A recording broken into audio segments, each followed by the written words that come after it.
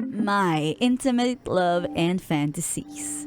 Sa ating episode na pinamagatang kahit pamaliit, dapat sinusulit.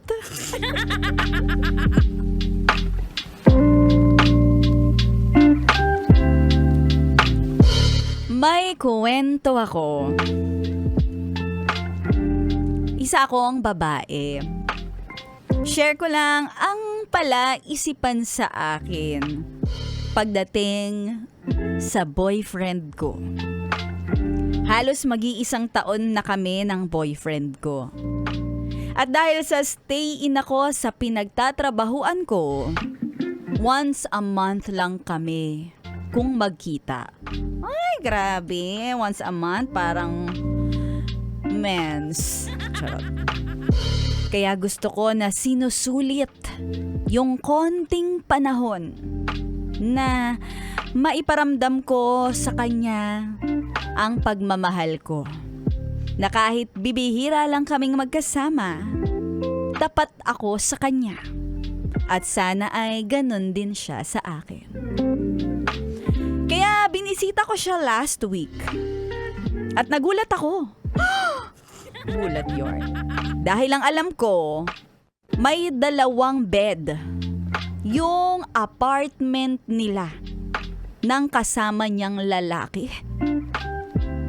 Yun pala, iisa lang sila ng hinihigaan.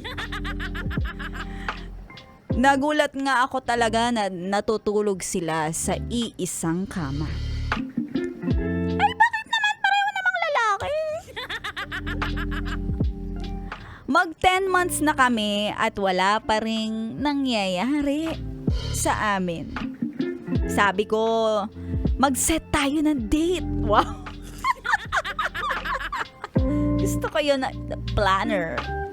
Para special ang aming unang gabi.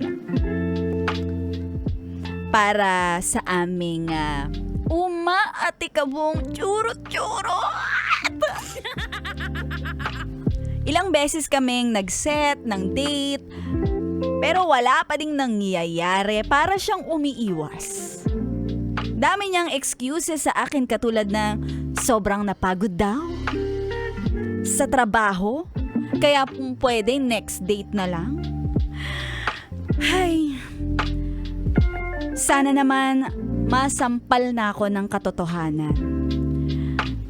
At iniisip ko na baka posible na bading siya. Ay!